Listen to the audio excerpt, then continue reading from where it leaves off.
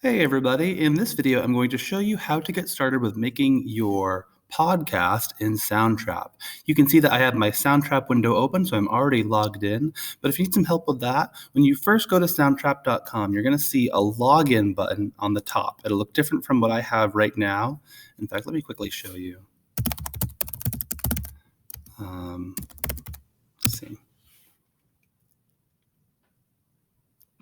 Yeah, so you'll see this little login button right here in the top right corner, and then you'll click on Login with Google, and then you should be all set.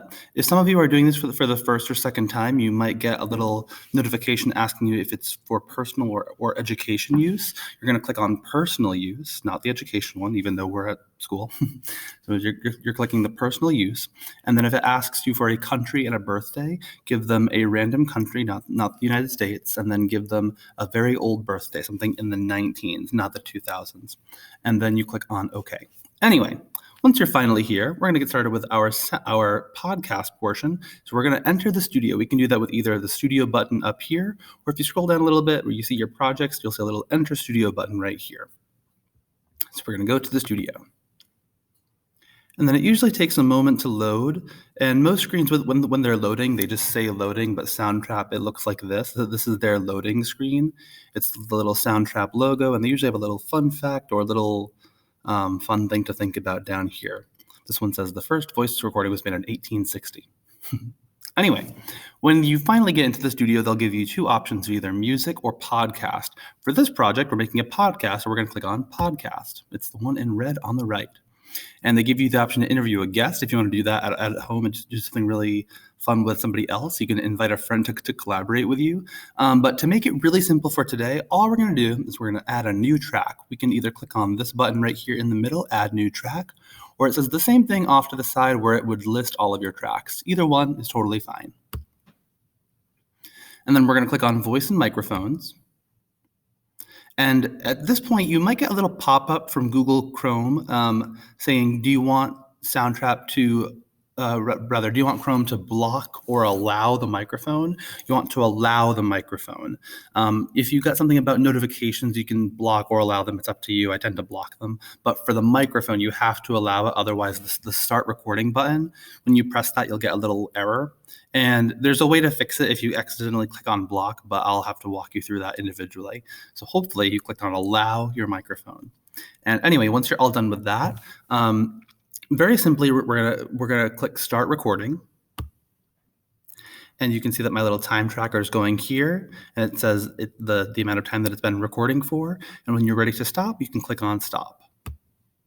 It'll process for a moment. If you were recording longer, it'll take longer to process, but no matter what, it'll always get done.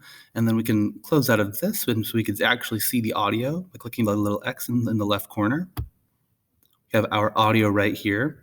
But say I want to make some edits to that. I can, when we click on edit here, it's really more about the audio itself. Like we can either like fade it in or fade it out. We can reverse it, things like that. But say I wanted to change how my voice really sounds.